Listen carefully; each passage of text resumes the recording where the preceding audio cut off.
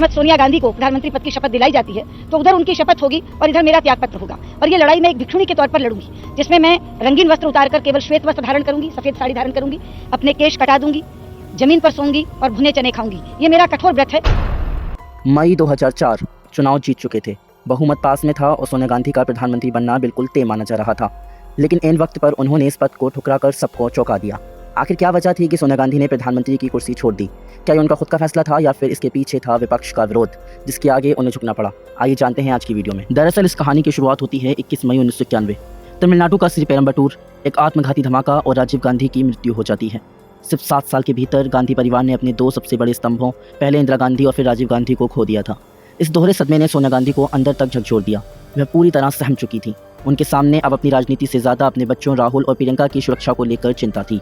राजनीति सोनिया गांधी के लिए कोई महत्वाकांक्षा नहीं बल्कि एक ऐसा खूनी खेल बन चुकी थी जिसने गांधी परिवार से सब कुछ छीन लिया था। यही वजह थी कि 1991 में जब राजीव गांधी की मौत के तुरंत बाद कांग्रेस वर्किंग कमेटी ने उन्हें अध्यक्ष बनाने का प्रस्ताव रखा तो सोनिया गांधी ने उसे ठुकरा दिया। उन्होंने खुद को 10 जनपद की 4 दीवारी में कैद कर लिया और सक्रिय राजनीति से पूरी तरह दूरी बना ली थी। लेकिन नियति को कुछ और ही मंजूर था। 1991 से 1998 के बीच गांधी परिवार की गैर मौजूदगी में कांग्रेस बिखरने लगी। पहले पीवी नरसिम्हा राव फिर सीताराम केसरी के दौर में पार्टी के भीतर गुटबाजी चरम पर पहुंच गई। क्षेत्रीय दल अलग हो रहे थे। जो कांग्रेस कभी पूरे देश पर राज करती थी उसकी साख खत्म होती जा रही थी। कई छोटी छोटी पार्टियां कांग्रेस से टूटकर बन रही थी। लोकसभा में सीटें लगातार गिरती जा रही थी। पार्टी के इतिहास में सबसे बुरा दौर यही था। ऐसा लगने लगा था कि कांग्रेस का अस्तित्व अब समाप्त होने वाला है। इस संकट के समय में कांग्रेस पार्टी के तमाम बड़े दिग्गज नेताओं को समझ आ गया कि गांधी नेहरू परिवार के उस नेतृत्व के बिना कांग्रेस को एकजुट रखना नामुमकिन है। इनमें अर्जुन सिंह, नारायण दत्त तिवारी, माधवराव सिंधिया और प्रणब मुखर्जी जैसे बड़े नेताओं ने 10 जनपद की चौखट पर डेरा डालना शुरू कर दिया। सोनिया गांधी से बार बार निवेदन किया गया कि यदि वे आज बाहर नहीं आई तो उनके पति और सास की विरासत हमेशा के लिए दफन हो जाएगी। अंततः पार्टी को टूटने से बचाने के लिए 1998 में सोनिया गांधी ने भारी मन से कांग्रेस की कमान को अपने हाथों में लिया। लेकिन जैसे ही सोनिया गांधी ने पार्टी की कमान संभाली, पार्टी में एक और बड़ी फूट पड़ गई। 1999 के लोकसभा चुनाव से ठीक पहले कांग्रेस के 3 सबसे कद्दावर नेताओं, महाराष्ट्र में शरद पवार, पूर्व लोकसभा अध्यक्ष और उत्तर पूर्व के बड़े नेता पी.ए. संगमा और बिहार के मजबूत नेता तारिक अनवर ने सोनिया गांधी के खिलाफ खुला मोर्चा खोल दिया। इन नेताओं का तर्क था कि सोनिया गांधी भले ही कांग्रेस पार्टी के अध्यक्ष बन जाएं, लेकिन देश के सर्वोच्च पद यानी प्रधानमंत्री के लिए उनका नाम आगे नहीं बढ़ाया जा सकता क्योंकि वे विदेशी मूल की हैं। इस बगावत से आहत होकर सोनिया गांधी ने तुरंत कांग्रेस पार्टी से इस्तीफा दे दिया। पार्टी में हड़कंप मच गई।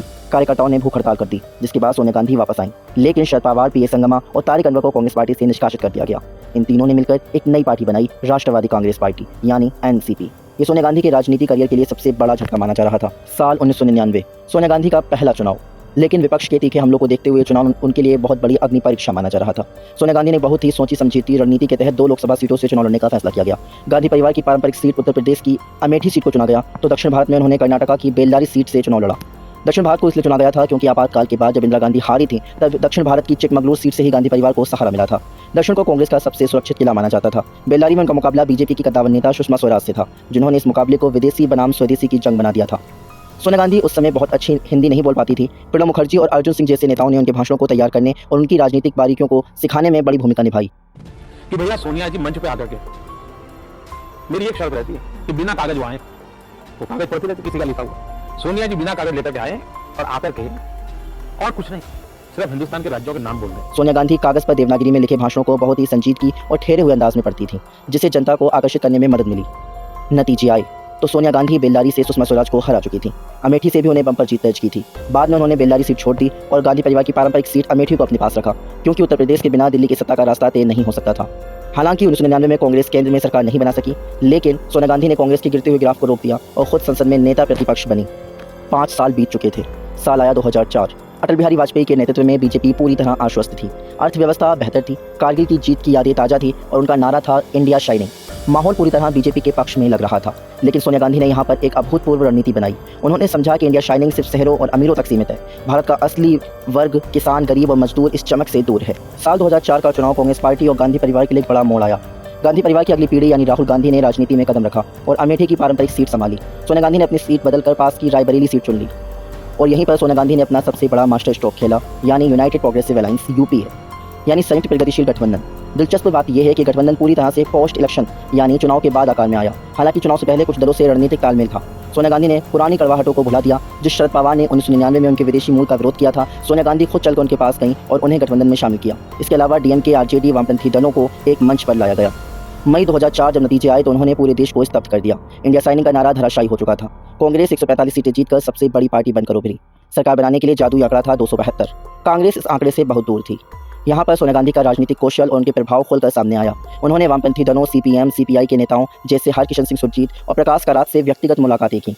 वामपंथी दलों के पास 60 से ज़्यादा सीटें थी और वे किसी भी कीमत पर बीजेपी को सत्ता से बाहर रखना चाहते थे। सोनिया गांधी के विनम्र और गंभीर व्यवहार के कारण वामपंथियों ने सरकार को बाहर से समर्थन देने का ऐलान कर दिया। इसके अलावा समाजवादी पार्टी और बहुजन समाज पार्टी ने भी सेक्युलर सरकार के नाम पर अपना समर्थन पत्र राष्ट्रपति को सौंप दिया। सोनिया गांधी ने बिखरे हुए विपक्ष को ऐसी ताकत दी जिसने बीजेपी को ज़्यादा सीटें जीतने के बावजूद भी लोकसभा में सत्ता से वंचित कर दिया। सोनिया गांधी के पास अब 300 से ज़्यादा सीटों का समर्थन था। उनका प्रधानमंत्री बनना बिल्कुल तय था। लेकिन तभी देश की राजनीति में एक हाई वोल्टेज ड्रामा शुरू हो गया, जो बीजेपी की फायरब्रांड नेता सुषमा स्वराज ने किया। सुषमा स्वराज ने ऐलान कर दिया कि अगर एक विदेशी महिला देश की प्रधानमंत्री बनती है तो वो अपना सिर मुंडवा लेंगी, सफेद साड़ी पहनेंगी और केवल भुने हुए चने खाकर जमीन पर सोएंगी। श्रीमती सोनिया गांधी को प्रधानमंत्री पद की शपथ दिलाई जाती है तो उधर उनकी शपथ होगी और इधर मेरा त्याग पत्र होगा, और ये लड़ाई मैं एक भिक्षुणी के तौर पर लड़ूंगी, जिसमें मैं रंगीन वस्त्र उतारकर केवल श्वेत वस्त्र धारण करूंगी, सफेद साड़ी धारण करूंगी, अपने केश कटा दूंगी, जमीन पर सोऊंगी और भुने चने खाऊंगी। ये मेरा कठोर व्रत है। बीजेपी की ही नेता उमा भारती ने संन्यास की धमकी दी। उधर भाजपा नेता सुब्रमण्यम स्वामी ने राष्ट्रपति डॉक्टर एपीजे अब्दुल कलाम को कानूनी पेच में उलझाते हुए नागरिकता कानून की दुहाई दी। देश में एक अजीब सा तनाव फैल रहा था। सोनिया गांधी को बखूबी इसका एहसास था कि अगर वो इस कुर्सी पर बैठती हैं तो विपक्ष उनकी सरकार को एक दिन भी चैन से नहीं चलने देगा। हर फैसले को विदेशी चश्मे से देखा जाएगा। और तभी वो दिन आया 18 मई 2004। सोनिया गांधी ने वो फैसला लिया जिसने सबको सुन कर दिया।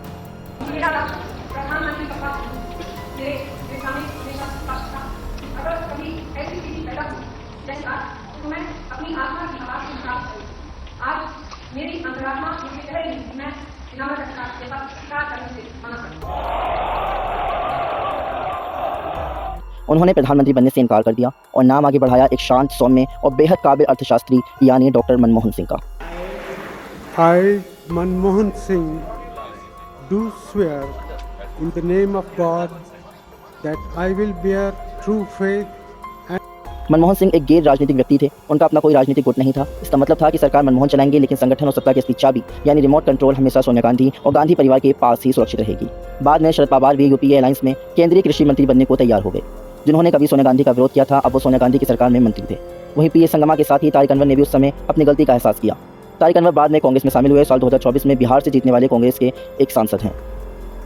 तो क्या वास्तव में सोनिया गांधी का प्रधानमंत्री बनना सही था या नहीं? राजनीति के पंडित मानते हैं कि साल 1998 से 2004 तक की राजनीति बहुत ही गंभीर राजनीति थी। उस समय की रैलियां बताती हैं कि नेतृत्व के लिए सोनिया गांधी पूरी तरह तैयार थी, लेकिन वक्त की नज़ाकत को भांप कर जो फैसला लिया गया वो मजबूरी कम और भारतीय राजनीति का सबसे बड़ा मास्टर स्ट्रोक माना जाता है। लेकिन सोनिया गांधी के प्रधानमंत्री न बन पाने के पीछे एक और बड़ी वजह मानी जाती है। इसके पीछे थे राहुल और प्रियंका की जिद। दरअसल इस परिवार ने केवल 7 साल के भीतर जब इंदिरा गांधी और राजीव गांधी को खोया तो राजनीति उनके लिए सत्ता का माध्यम नहीं बल्कि एक हिंसक क्षेत्र बन चुकी थी, जिसने उनके परिवार को तबाह कर दिया।